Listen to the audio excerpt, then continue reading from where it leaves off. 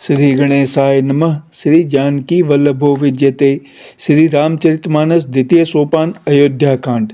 जिनकी गोद में हिमाचल सुता पार्वती जी, मस्तक पर गंगा जी, ललाट पर द्वितीया का चंद्रमा, कंठ में हलाहल विष और वक्ष स्थल पर सर्पराज शेष जी सुशोभित हैं, वे भस्म से विभूषित देवताओं में श्रेष्ठ सर्वेश्वर, संहार करता या भक्तों के पापनाशक, सर्वव्यापक कल्याण रूप चंद्रमा के समान शुभ्रवर्ण श्री शंकर जी सदा मेरी रक्षा करें।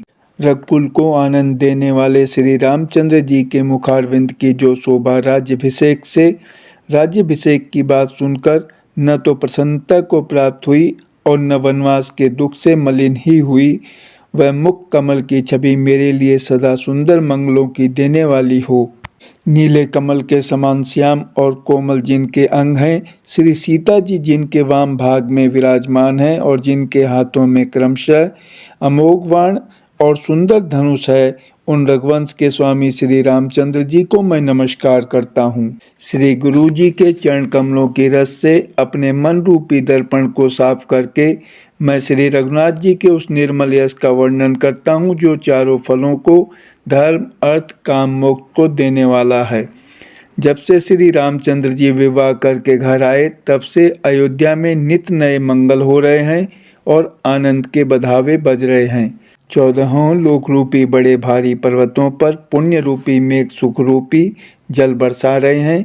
रिद्धि सिद्धि और संपत्ति रूपी सुहावनी नदियां उमड़ उमड़ कर अयोध्या रूपी समुद्र में आ मिली। नगर के स्त्री पुरुष अच्छे जाति के मणियों के समूह हैं जो सब प्रकार से पवित्र, अमूल्य और सुंदर हैं।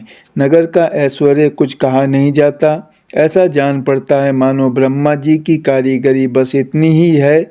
सब नगर निवासी श्री रामचंद्र जी के मुख चंद्र को देखकर सब प्रकार से सुखी हैं। सब माताएं और सखी सहेलियां अपनी मनोरथ रूपी बेल को फली हुई देखकर आनंदित हैं। श्री रामचंद्र जी के रूप, गुण, शील और स्वभाव को देख सुनकर राजा दशरथ जी बहुत ही आनंदित होते हैं। सबके हृदय में ऐसी अभिलाषा है और सब महादेव जी को मनाकर प्रार्थना करके कहते हैं कि राजा अपने जीते जी श्री रामचंद्र जी को युवराज पद दे दें। एक समय रघुकुल के राजा दशरथ जी अपने सारे समाज सहित राजसभा में विराजमान थे। महाराज समस्त पुण्यों की मूर्ति हैं, उन्हें श्री रामचंद्र जी का सुंदर यश सुनकर अत्यंत आनंद हो रहा है। सब राजा उनकी कृपा चाहते हैं और लोकपालगण उनके रुख को रखते हुए अनुकूल होकर प्रीति करते हैं। पृथ्वी, आकाश, पाताल तीनों भुवनों में और भूत, भविष्य, वर्तमान तीनों कालों में दशरथ जी के समान बड़भागी और कोई नहीं है। मंगलों के मूल श्री रामचंद्र जी जिनके पुत्र हैं, उनके लिए जो कुछ कहा जाए सब थोड़ा है। राजा ने स्वाभाविक ही हाथ में दर्पण ले लिया और उसमें अपना मुंह देखकर मुकुट को सीधा किया। देखा कि कानों के पास बाल सफ़ेद हो गए हैं, मानो बुढ़ापा ऐसा उपदेश कर रहा है कि हे राजन, श्री रामचंद्र जी को युवराज पद देकर अपने जीवन और जन्म का लाभ क्यों नहीं लेते। हृदय में यह विचार लाकर युवराज पद देने का निश्चय कर राजा दशरथ जी ने शुभ दिन और सुंदर समय पाकर प्रेम से पुलकित शरीर हो आनंदमग्न मन से उसे गुरु वशिष्ठ जी को जा सुनाया। राजा ने कहा, हे मुनिराज, कृपया यह निवेदन सुनिए। श्री रामचंद्र जी अब सब प्रकार से सब योग्य हो गए हैं। सेवक, मंत्री, सब नगर निवासी और जो हमारे शत्रु, मित्र या उदासीन हैं, सभी को श्री रामचंद्र वैसे ही प्रिय हैं जैसे वे मुझको हैं। उनके रूप में आपका आशीर्वाद ही मानो शरीर धारण करके शोभित हो रहा है। हे स्वामी, सारे ब्राह्मण परिवार सहित आपके ही समान उन पर स्नेह करते हैं। जो लोग गुरु के चरणों की रज को मस्तक पर धारण करते हैं, वे मानो समस्त ऐश्वर्य को अपने वश में कर लेते हैं। इसका अनुभव मेरे समान दूसरे किसी ने नहीं किया। आपकी पवित्र चरण रज की पूजा करके मैंने सब कुछ पा लिया। अब मेरे मन में एक ही अभिलाषा है, हे नाथ, वह भी आप ही के अनुग्रह से पूरी होगी। राजा का सहज प्रेम देखकर मुनि ने प्रसन्न होकर कहा, नरेश, आज्ञा दीजिए, कहिए क्या अभिलाषा है। हे राजन, आपका नाम और यश ही संपूर्ण मनचाही वस्तुओं को देने वाला है। हे राजाओं के मुकुटमणि, आपके मन की अभिलाषा फल का अनुगमन करती है, अर्थात आपके इच्छा करने के पहले ही फल उत्पन्न हो जाता है। अपने जी में गुरु जी को सब प्रकार से प्रसन्न जानकर हर्षित होकर राजा कोमल वाणी से बोले, हे नाथ, श्री रामचंद्र को युवराज कीजिए, कृपा करके कहिए, आज्ञा दीजिए तो तैयारी की जाए। मेरे जीते जी यह आनंद उत्सव हो जाए, जिससे सब लोग अपने नेत्रों का लाभ प्राप्त करें। प्रभु, आपके प्रसाद से शिव जी ने सब कुछ निभा दिया, सब इच्छाएं पूर्ण कर दी, केवल यही एक लालसा मन में रह गई है। इस लालसा के पूर्ण हो जाने पर फिर सोच नहीं, शरीर रहे या चला जाए, जिससे मुझे पीछे पछतावा न हो। दशरथ जी के मंगल और आनंद के मूल सुंदर वचन सुनकर मुनि मन में बहुत प्रसन्न हुए। वशिष्ठ जी ने कहा, हे राजन, सुनिए, जिनसे विमुख होकर लोग पछताते हैं और जिनके भजन बिना जी की जलन नहीं जाती, वही स्वामी सर्वलोक महेश्वर श्री राम जी आपके पुत्र हुए हैं, जो पवित्र प्रेम के अनुगामी हैं। श्री राम जी पवित्र प्रेम के पीछे पीछे चलने वाले हैं, इसी से तो प्रेमवश आपके पुत्र हुए हैं। हे राजन, अब देर न कीजिए, शीघ्र सब सामान सजाइए। शुभ दिन और सुंदर मंगल तभी है जब श्री रामचंद्र जी युवराज हो जाएं, अर्थात उनके अभिषेक के लिए सभी दिन शुभ और मंगलमय हैं। राजा आनंदित होकर महल में आए और उन्होंने सेवकों को तथा मंत्री सुमंत्र को बुलवाया। उन लोगों ने जय जीव कहकर सिर नवाए। तब राजा ने सुंदर मंगलमय वचन श्री राम जी को युवराज पद देने का प्रस्ताव सुनाए और कहा, यदि पंचों को आप सबको यह मत अच्छा लगे तो हृदय में हर्षित होकर आप लोग श्री रामचंद्र का राज तिलक कीजिए। इस प्रियवाणी को सुनते ही मंत्री ऐसे आनंदित हुए मानो उनके मनोरथ रूपी पौधे पर पानी पड़ गया हो। मंत्री हाथ जोड़कर विनती करते हैं कि हे जगतपति, आप करोड़ों वर्ष जिए, आपने जगत भर का मंगल करने वाला भला काम सोचा है। हे नाथ, शीघ्रता कीजिए, देर न लगाइए। मंत्रियों की सुंदर वाणी सुनकर राजा को ऐसा आनंद हुआ मानो बढ़ती हुई बेल सुंदर डाली का सहारा पा गई हो। राजा ने कहा, श्री रामचंद्र के राज्याभिषेक के लिए मुनिराज वशिष्ठ जी की जो जो आज्ञा हो, आप लोग वही सब तुरंत करें। मुनिराज ने हर्षित होकर कोमल वाणी से कहा कि संपूर्ण श्रेष्ठ तीर्थों का जल ले आओ। फिर उन्होंने औषधि, मूल, फूल, फल और पत्र आदि अनेकों मांगलिक वस्तुओं के नाम गिनकर बताए। च्यांवर, मरचर, बहुत प्रकार के वस्त्र, असंख्यों जातियों के ऊनी और रेशमी कपड़े, नाना प्रकार की मणियाँ, रत्न तथा और भी बहुत सी मंगल वस्तुएं जो जगत में राज्याभिषेक के योग्य होती हैं, सबको मंगाने की उन्होंने आज्ञा दी। मुनि ने वेदों में कहा हुआ सब विधान बताकर कहा, नगर में बहुत से मंडप, चंदोवे सजाओ, फलों समेत आम, सुपारी और केले के वृक्ष नगर की गलियों में चारों ओर रोप दो। सुंदर मणियों के मनोहर चौक पुरवाओ और बाजार को तुरंत सजाने के लिए कह दो। श्री गणेश जी, गुरु और कुल देवता की पूजा करो और भूदेव ब्राह्मणों की सब प्रकार से सेवा करो। ध्वजा, पताका, तोरण, कलश, घोड़े, रथ और हाथी सबको सजाओ। मुनि श्रेष्ठ वशिष्ठ जी के वचनों को शिरोधार्य करके सब लोग अपने अपने काम में लग गए। मुनीश्वर ने जिसको जिस काम के लिए आज्ञा दी, उसने वह काम इतनी शीघ्रता से कर डाला कि मानो पहले से ही कर रखा था। राजा ब्राह्मण, साधु और देवताओं को पूज रहे हैं और श्री रामचंद्र जी के लिए सब मंगल कार्य कर रहे हैं। श्री रामचंद्र जी के राज्याभिषेक की सुहावनी खबर सुनते ही अवध भर में बड़ी धूम से बधावे बजने लगे। श्री रामचंद्र जी और सीता जी के शरीर में भी शुभ शकुन सूचित हुए। उनके सुंदर मंगल अंग फड़कने लगे। पुलकित होकर वे दोनों प्रेम सहित एक दूसरे से कहते हैं कि ये सब शकुन भरत के आने की सूचना देने वाले हैं। उनको मामा के घर गए बहुत दिन हो गए, बहुत ही अवसेर आ रही है, बार बार उनसे मिलने की मन में आती है। शकुनों से प्रिय भरत के मिलने का विश्वास होता है और भरत के समान जगत में हमें कौन प्यारा है। शकुन का बस यही फल है, दूसरा नहीं। श्री रामचंद्र जी को अपने भाई भरत का दिन रात ऐसा सोच रहता है जैसा कछुए का हृदय अंडों में रहता है।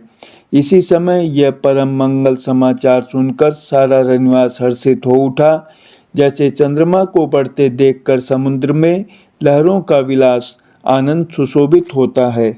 सबसे पहले रनिवास में जाकर जिन्होंने ये वचन समाचार सुनाए, उन्होंने बहुत से आभूषण और वस्त्र पाए। रानियों का शरीर प्रेम से पुलकित हो उठा और मन प्रेम में मग्न हो गया। वे सब मंगल कलश सजाने लगीं। सुमित्रा जी ने मणियों रत्नों के बहुत प्रकार के अत्यंत सुंदर और मनोहर चौक पूरे। आनंद में मग्न हुई श्री रामचंद्र जी की माता कौशल्या जी ने ब्राह्मणों को बुलाकर बहुत दान दिए। उन्होंने ग्राम देवियों, देवताओं और नागों की पूजा की और फिर बलि भेंट देने को कहा, अर्थात कार्य सिद्ध होने पर फिर पूजा करने की मनौती मानी और प्रार्थना की कि जिस प्रकार से श्री रामचंद्र जी का कल्याण हो, दया करके वही वरदान दीजिए। कोयल की सी मीठी वाणी वाली, चंद्रमा के समान मुख वाली और हिरण के बच्चे के से नेत्रों वाली स्त्रियां मंगल गान करने लगीं। श्री रामचंद्र जी का राज्याभिषेक सुनकर सभी स्त्री पुरुष हृदय में हर्षित हो उठे और विधाता को अपने अनुकूल समझकर सब सुंदर मंगल साज सजाने लगे। तब राजा ने वशिष्ठ जी को बुलाया और शिक्षा समयोचित उपदेश देने के लिए श्री रामचंद्र जी के महल में भेजा। गुरु का आगमन सुनते ही श्री रघुनाथ जी ने दरवाजे पर आकर उनके चरणों में मस्तक नवाया। आदर पूर्वक अर्घ्य देकर उन्हें घर में लाए और षोडशोपचार से पूजा करके उनका सम्मान किया। फिर सीता जी सहित उनके चरण स्पर्श किए और कमल के समान दोनों हाथों को जोड़कर श्री राम जी बोले, यद्यपि सेवक के घर स्वामी का पधारना मंगलों का मूल और अमंगलों का नाश करने वाला होता है, तथापि हे नाथ, उचित तो यही था कि प्रेम पूर्वक दास को ही कार्य के लिए बुला भेजते, ऐसी ही नीति है। परंतु प्रभु, आपने प्रभुता छोड़कर स्वयं यहाँ पधार कर जो स्नेह किया, इससे आज यह घर पवित्र हो गया। हे गोसाई, अब जो आज्ञा हो मैं वही करूं। स्वामी की सेवा में ही सेवक का लाभ है। श्री रामचंद्र जी के प्रेम में सने हुए वचनों को सुनकर मुनि वशिष्ठ जी ने श्री रघुनाथ जी की प्रशंसा करते हुए कहा कि हे राम, भला आप ऐसा क्यों न कहें, आप सूर्यवंश के भूषण जो हैं। श्री रामचंद्र जी के गुण, शील और स्वभाव का बखान कर मुनिराज प्रेम से पुलकित होकर बोले, हे रामचंद्र जी, राजा दशरथ जी ने राज्याभिषेक की तैयारी की है। वे आपको युवराज पद देना चाहते हैं। इसलिए हे राम जी, आज आप उपवास, हवन आदि विधि पूर्वक सब संयम कीजिए, जिससे विधाता कुशल पूर्वक इस काम को निभा दे, सफल कर दे। गुरुजी शिक्षा देकर राजा दशरथ जी के पास चले गए। श्री रामचंद्र जी के हृदय में यह सुनकर इस बात का खेद हुआ कि हम सब भाई एक ही साथ जन्मे, खाना सोना, लड़कपन के खेल कूद, कंछेदन, यज्ञोपवीत और विवाह आदि उत्सव सब साथ साथ ही हुए, पर इस निर्मल वंश में यही एक अनुचित बात हो रही है कि और सब भाइयों को छोड़कर राज्याभिषेक एक बड़े का ही मेरा ही होता है।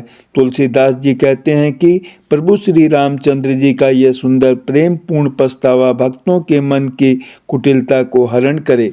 उसी समय प्रेम और आनंद में मग्न लक्ष्मण जी आए। रघुकुल रूपी कुमुद के खिलाने वाले चंद्रमा श्री रामचंद्र जी ने प्रिय वचन कहकर उनका सम्मान किया। बहुत प्रकार के बाजे बज रहे हैं। नगर के अतिशय आनंद का वर्णन नहीं हो सकता। सब लोग भरत जी का आगमन मना रहे हैं और कह रहे हैं कि वे भी शीघ्र आवें और राज्याभिषेक का उत्सव देखकर नेत्रों का फल प्राप्त करें। बाजार, रास्ते, घर, गली और चबूतरों पर जहाँ तहाँ पुरुष और स्त्री आपस में यही कहते हैं कि कल वह शुभ लगन, मुहूर्त कितने समय है, जब विधाता हमारी अभिलाषा पूरी करेंगे। जब सीता जी सहित श्री रामचंद्र जी सुवर्ण के सिंहासन पर विराजेंगे और हमारा मनचीता होगा, मनोकामना पूरी होगी।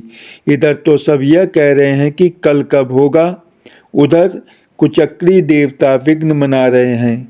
उन्हें देवताओं को अवध के बधावे नहीं सुहाते, जैसे चोर को चांदनी रात नहीं भाती। सरस्वती जी को बुलाकर देवता विनय कर रहे हैं और बार बार उनके पैरों को पकड़कर उन पर गिरते हैं। वे कहते हैं, हे माता, हमारी बड़ी विपत्ति को देखकर आज वही कीजिए जिससे श्री रामचंद्र जी राज त्याग कर वन को चले जाएं और देवताओं का सब कार्य सिद्ध हो। देवताओं की विनती सुनकर सरस्वती जी खड़ी खड़ी पछता रही हैं कि हाय, मैं कमल वन के लिए हेमंत ऋतु की रात हुई। उन्हें इस प्रकार पछताते देखकर देवता फिर विनय करके कहने लगे, हे माता, इसमें आपको जरा भी दोष न लगेगा।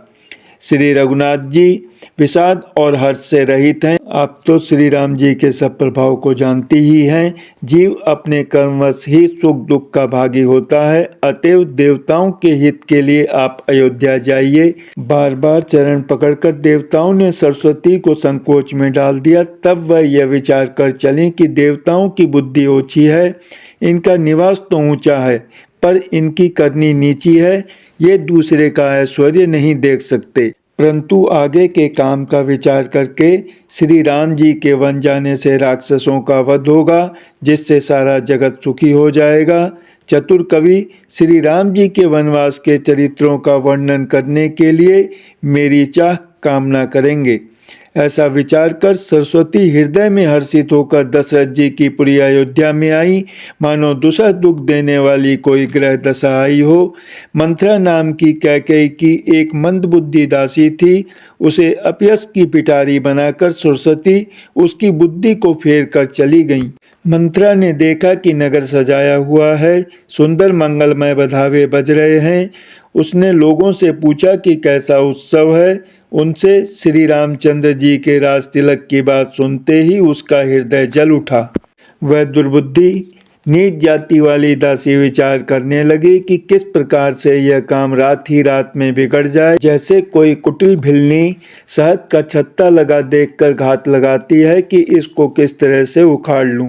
वह उदास होकर भरत जी की माता कैकेयी के पास गई। रानी कैकेयी ने हंसकर कहा, तू उदास क्यों है? मंथरा कुछ उत्तर नहीं देती, केवल लंबी सांस ले रही है और तिर्या चरित्र करके आंसू ढरका रही है। रानी हंसकर कहने लगी कि तेरे बड़े गाल हैं, तू बहुत बढ़ बढ़ कर बोलने वाली है। मेरा मन कहता है कि लक्ष्मण ने तुझे कुछ सीख दी है, दंड दिया है।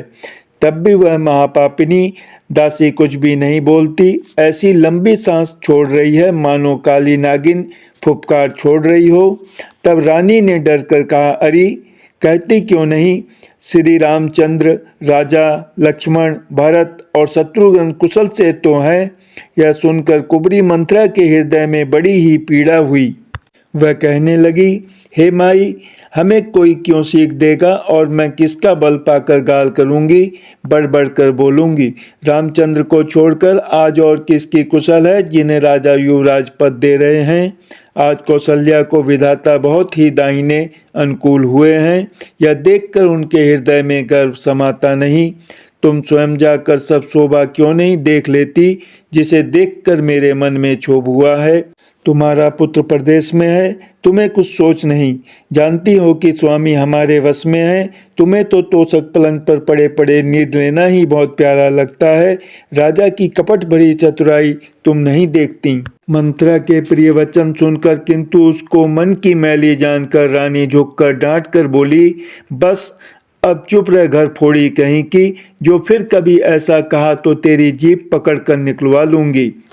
कानों, लंगड़ों और कुबड़ों को कुटिल और कुचाली जानना चाहिए, उनमें भी स्त्री और खासकर दासी। इतना कहकर भरत जी की माता कैकेयी मुस्कुरा दी और फिर बोली, हे प्रिय वचन कहने वाली मंथरा, मैंने तुझको यह सीख दी है, शिक्षा के लिए इतनी बात कही है। मुझे तुझ पर स्वप्न में भी क्रोध नहीं है। सुंदर मंगलदायक शुभ दिन वही होगा जिस दिन तेरा कहना सत्य होगा, अर्थात श्री राम का राज्य तिलक होगा। बड़ा भाई स्वामी और छोटा भाई सेवक होता है, यह सूर्यवंश की सुहावनी रीति ही है। यदि सचमुच कल ही श्री राम का तिलक है तो हे सखी, तेरे मन को अच्छी लगे वही वस्तु मांग ले, मैं दूंगी। राम को सहज स्वभाव से सब माताएं कौशल्या के समान ही प्यारी हैं। मुझ पर तो वे विशेष प्रेम करते हैं। मैं उनकी प्रीति की परीक्षा करके देख ली है। जो विधाता कृपा करके जन्म दें तो यह भी दें कि श्री रामचंद्र पुत्र और सीता बहू हो। श्री राम मुझे प्राणों से भी अधिक प्रिय हैं। उनके तिलक की बात सुनकर तुझे क्षोभ कैसा? तुझे भरत की सौगंध है, छल कपट छोड़कर सच सच कह, तू हर्ष के समय विषाद कर रही है, मुझे इसका कारण सुना। मंथरा ने कहा, सारी आशाएं तो एक ही बार कहने में पूरी हो गईं, अब तो दूसरी जीभ लगाकर कुछ कहूंगी। मेरा अभागा कपाल तो फोड़ने ही योग्य है, जो अच्छी बात कहने पर भी आपको दुख होता है। जो झूठी सच्ची बातें बनाकर कहते हैं, हे माई, वे ही तुम्हें प्रिय हैं और मैं कड़वी लगती हूँ। अब मैं ठकुर सुहाती मुँह देखी कहा करूँगी, नहीं तो दिन रात चुप रहूँगी। विधाता ने क्रूप बनाकर मुझे परवश कर दिया, दूसरों को क्या दोष? जो बोया सो काटती हूँ, दिया सो पाती हूँ। कोई भी राजा हो, हमारी क्या हानि है? दासी छोड़कर क्या अब मैं रानी होऊंगी? अर्थात रानी तो होने से रही। हमारा स्वभाव तो जलाने ही योग्य है, क्योंकि तुम्हारा अहित मुझसे देखा नहीं जाता, इसलिए कुछ बात चलाई थी, किंतु हे देवी, हमारी बड़ी भूल हुई, क्षमा करो। आधार रहित अस्थिर बुद्धि की स्त्री और देवताओं की माया के वश में होने के कारण रहस्य युक्त कपट भरे प्रिय वचनों को सुनकर रानी कैकेयी ने बैरिन मंथरा को अपनी सुहृदय अहेतुक हित करने वाली जानकर उसका विश्वास कर लिया। बार बार रानी उससे आदर के साथ पूछ रही है, मानो भिल्ली के गान से हिरनी मोहित हो गई हो। जैसी भावी होनहार है, वैसी ही बुद्धि भी फिर गई। दासी अपना दाव लगा जानकर हर्षित हुई। तुम पूछती हो, किंतु मैं कहते डरती हूँ, क्योंकि तुमने पहले ही मेरा नाम घर फोड़ी रख दिया है। बहुत तरह से गढ़ छोड़कर खूब विश्वास जमा कर तब वह अयोध्या की साढ़साती शनि की 7.5 वर्ष की दशा रूपी मंथरा बोली, हे रानी, तुमने जो कहा कि मुझे सीता राम प्रिय हैं और राम को तुम प्रिय हो, सो यह बात सच्ची है, परंतु यह बात पहले थी, वे दिन अब बीत गए। समय फिर जाने पर मित्र भी शत्रु हो जाते हैं। सूर्य कमल के कुल का पालन करने वाला है, पर बिना जल के वही सूर्य उनको कमलों को जलाकर भस्म कर देता है। सौत कौशल्या तुम्हारी जड़ उखाड़ना चाहती है, अतः उपाय रूपी श्रेष्ठ बाढ़ घेरा लगाकर उसे रूंध दो, सुरक्षित कर दो। तुमको अपने सुहाग के झूठे बल पर कुछ भी सोच नहीं है। राजा को अपने वश में जानती हो, किंतु राजा मन के मैले और मुंह के मीठे हैं, और आपका सीधा स्वभाव है। आप कपट चतुराई जानती ही नहीं। राम की माता कौशल्या बड़ी चतुर और गंभीर हैं, उसकी थाक कोई नहीं पाता। उसने मौका पाकर अपनी बात बना ली। राजा ने जो भरत को ननिहाल भेज दिया, उसमें आप बस राम की माता की ही सलाह समझिए। कौशल्या समझती है कि और सब सौतें तो मेरी अच्छी तरह सेवा करती हैं, एक भरत की माँ पति के बल पर गर्वित रहती है। इसी से हे माई, कौशल्या को तुम बहुत ही साल खटक रही हो, किंतु वह कपट करने में चतुर है, अतः उसके हृदय का भाव जानने में नहीं आता, वह उसे चतुरता से छिपाए रखती है। राजा का तुम पर विशेष प्रेम है। कौशल्या सौत के स्वभाव से उसे देख नहीं सकती, इसलिए उसने जाल रचकर राजा को अपने वश में करके भरत की अनुपस्थिति में राम के राज तिलक के लिए लगन निश्चय करा लिया। राम को तिलक हो, यह कुल रघुकुल के उचित ही है, और यह बात सभी को सुहाती है, और मुझे तो बहुत ही अच्छी लगती है, परंतु मुझे तो आगे की बात विचार कर डर लगता है।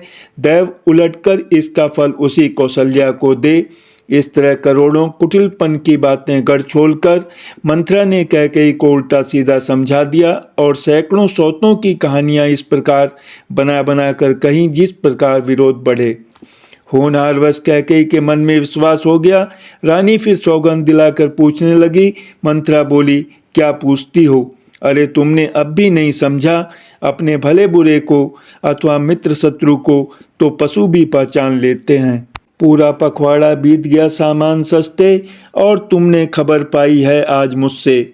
मैं तुम्हारे राज में खाती पहनती हूँ, इसलिए सच कहने में मुझे कोई दोष नहीं है। यदि मैं कुछ बनाकर झूठ कहती होंगी तो विधाता मुझे दंड देगा। यदि कल राम को राज तिलक हो गया तो समझ रखना कि तुम्हारे लिए विधाता ने विपत्ति का बीज बो दिया। मैं यह बात लकीर खींचकर बलपूर्वक कहती हूँ, हे भामिनी, तुम तो अब दूध की मक्खी हो गई। जैसे दूध में पड़ी हुई मक्खी को लोग निकाल कर फेंक देते हैं, वैसे ही तुम्हें भी लोग घर से निकाल बाहर करेंगे। जो पुत्र सहित कौशल्या की चाकरी बजाओगी तो घर में रह सकोगी, अन्यथा घर में रहने का दूसरा उपाय नहीं। कद्रू ने विंता को दुख दिया था, तुम्हें कौशल्या देगी। भरत कारागार का सेवन करेंगे, जेल की हवा खाएंगे और लक्ष्मण राम के नायब सहकारी होंगे। कैकेयी मंथरा की कड़वी वाणी सुनते ही डर कर सूख गई, कुछ बोल नहीं सकती। शरीर में पसीना हो आया और वह केले की तरह कांपने लगी। तब कुबरी मंथरा ने अपनी जीभ दांतों तले दबाई। उसे भय हुआ कि कहीं भविष्य का अत्यंत डरावना चित्र सुनकर कैकेयी के हृदय की गति न रुक जाए, जिससे उल्टा सारा काम ही बिगड़ जाए। फिर कपट की करोड़ों कहानियां कह कहकर उसने रानी को खूब समझाया कि धीरज रखो।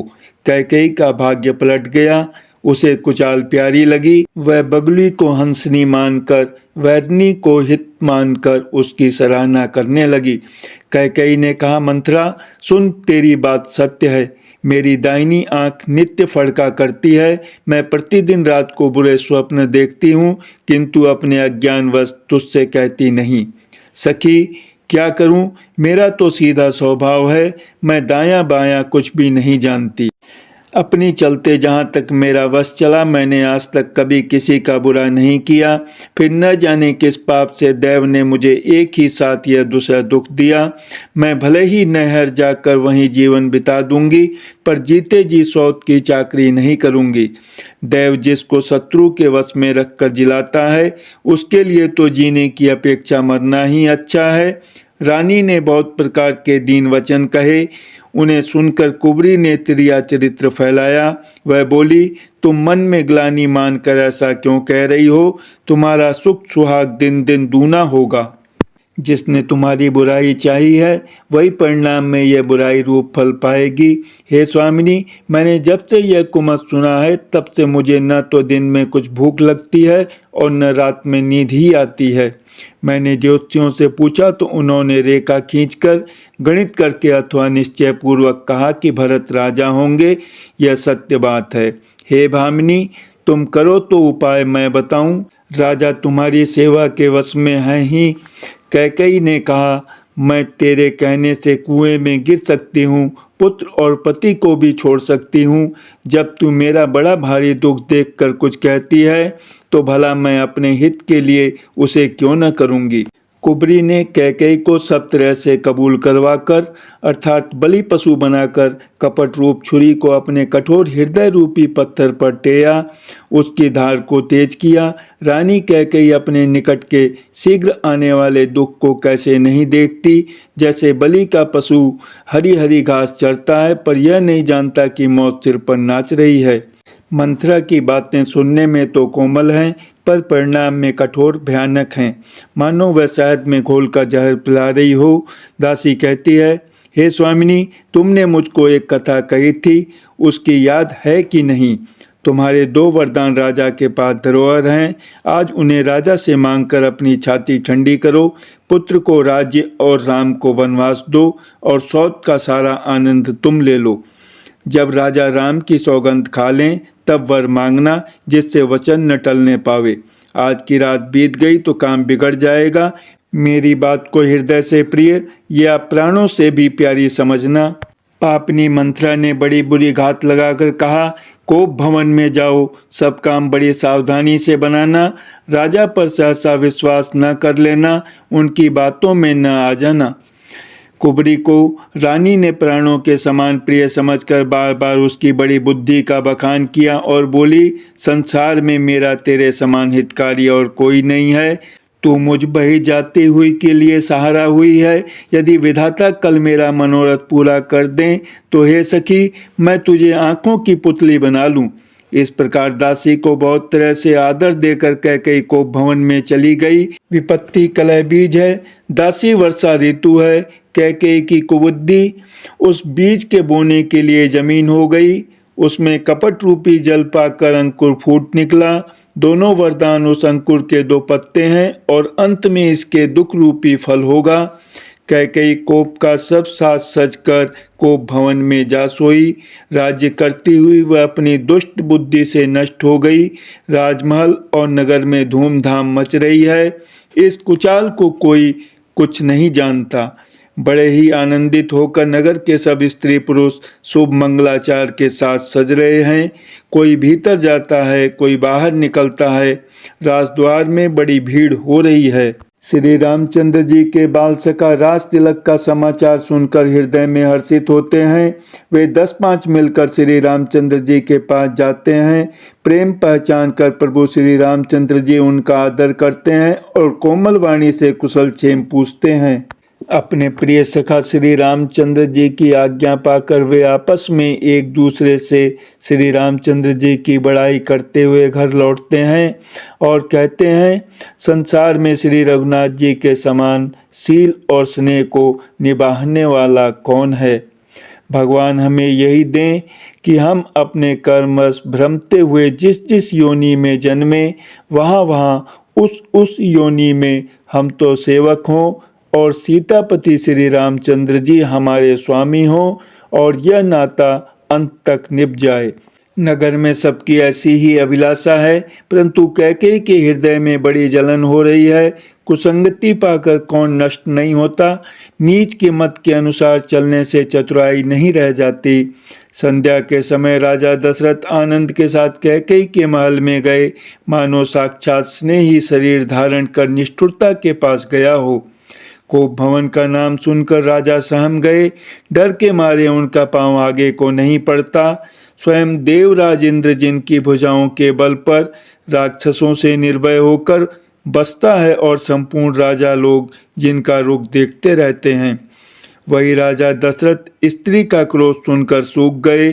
कामदेव का प्रताप और महिमा तो देखिए, जो त्रिशूल वज्र और तलवार आदि की चोट अपने अंगों पर सहने वाले हैं, वे रतिनाथ कामदेव के पुष्पबाण से मारे गए। राजा डरते डरते अपनी प्यारी कैकेयी के पास गए। उसकी दशा देखकर उन्हें बड़ा ही दुख हुआ।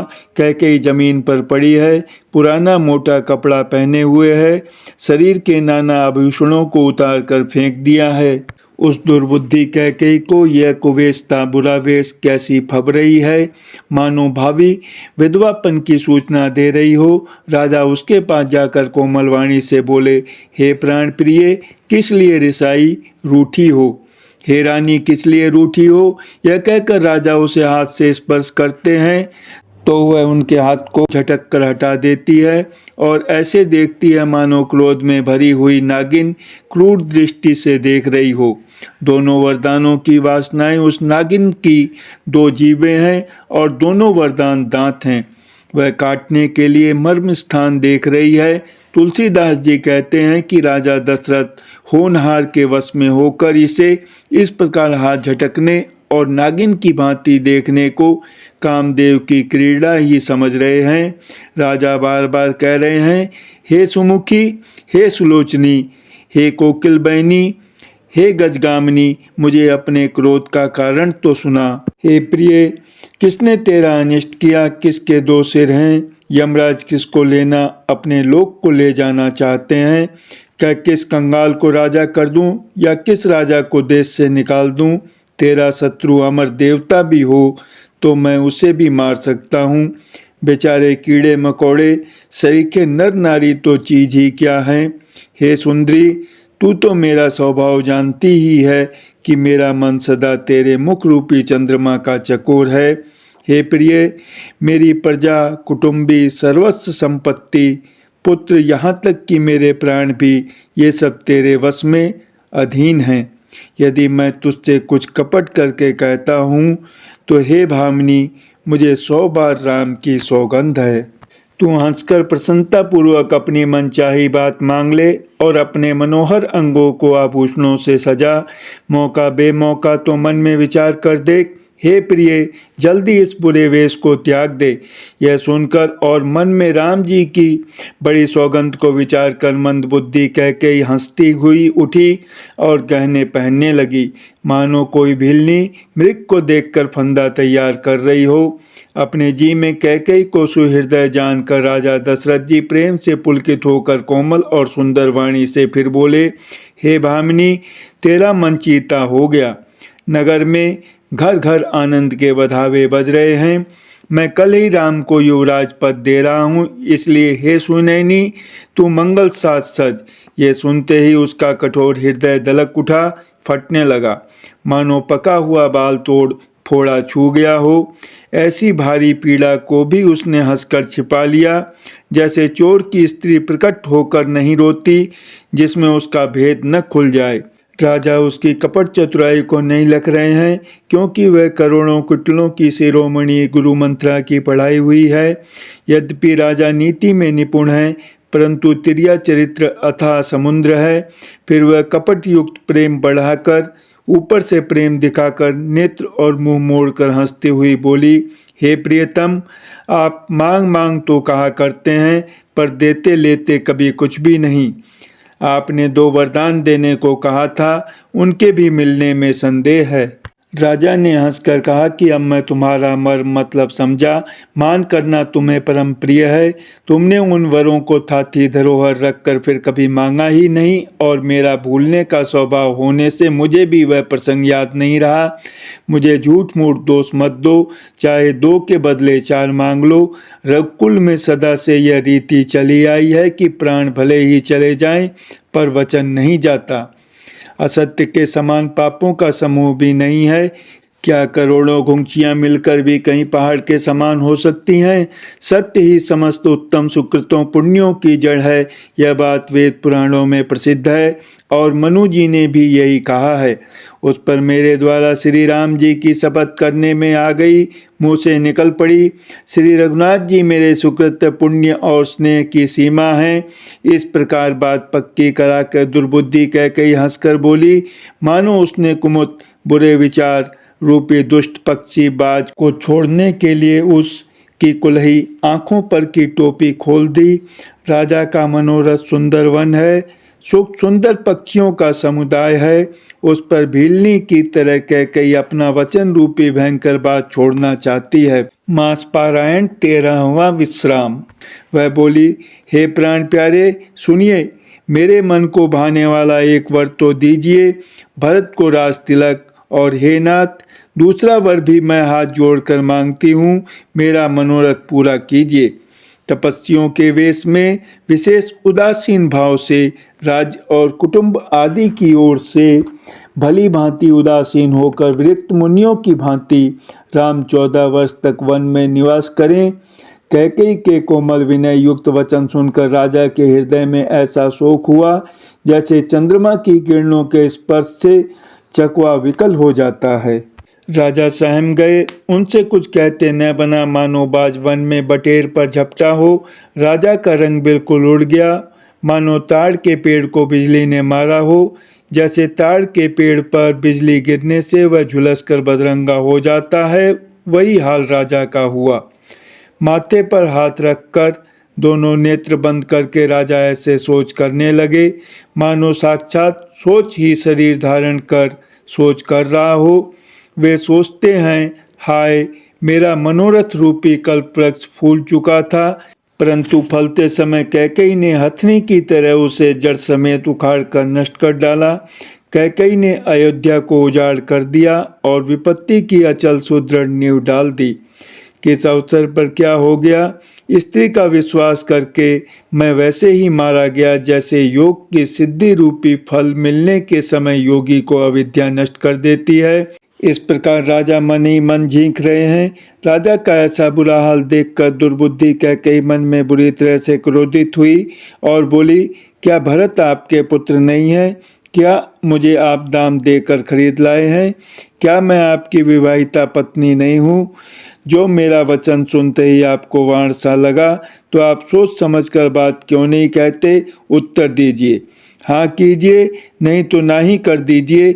आप रघुवंश में सत्य प्रतिज्ञा वाले प्रसिद्ध हैं। आपने ही वर देने को कहा था, अब भले ही न दीजिए, सत्य को छोड़ दीजिए और जगत में अपयश लीजिए। सत्य की बड़ी सराहना करके वर देने को कहा था, समझा था कि यह चबेना ही मांग लेगी। राजा शिबी, दधीची और बलि ने जो कुछ कहा, शरीर और धन त्याग कर भी उन्होंने अपने वचन की प्रतिज्ञा को निभाया। कैकेयी बहुत ही कड़वे वचन कह रही है, मानो जले पर नमक छिड़क रही हो। धर्म की धुरी को धारण करने वाले राजा दशरथ ने धीरज धरकर नेत्र खोले और सिर धोकर तथा लंबी सांस लेकर इस प्रकार कहा कि इसने मुझे बड़े कठोर मारा, ऐसी कठिन परिस्थिति उत्पन्न कर दी जिससे बच निकलना कठिन हो गया। प्रचंड क्रोध से जलती हुई कैकेयी सामने इस प्रकार दिखाई पड़ी, मानो क्रोध रूपी तलवार नंगी म्यान से बाहर खड़ी हो। कुबुद्धि उस तलवार की मूठ है, निष्ठुरता धार है और वह कुबरी मंत्रा रूपी शान पर धरकर तेज की हुई है। राजा ने देखा कि यह तलवार बड़ी ही भयानक और कठोर है और सोचा, क्या सत्य ही यह मेरा जीवन लेगी। राजा अपनी छाती कड़ी करके बहुत ही नम्रता के साथ उसे कैकेयी को प्रिय लगने वाली वाणी बोले, हे प्रिय, हे भीरु, विश्वास और प्रेम को नष्ट करके ऐसी बुरी तरह के वचन कैसे कह रही हो। मेरे तो भरत और रामचंद्र दो आँखें अर्थात एक से हैं, यह मैं शंकर जी की साक्षी देकर सत्य कहता हूँ। मैं अवश्य सवेरे ही दूध भेजूंगा।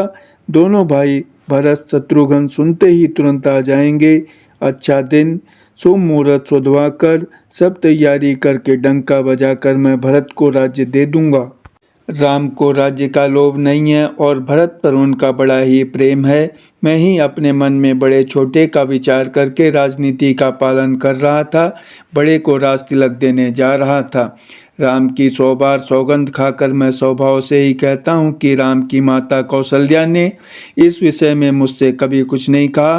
अवश्य ही मैंने तुमसे बिना पूछे यह सब किया, इसी से मेरा मनोरथ खाली गया।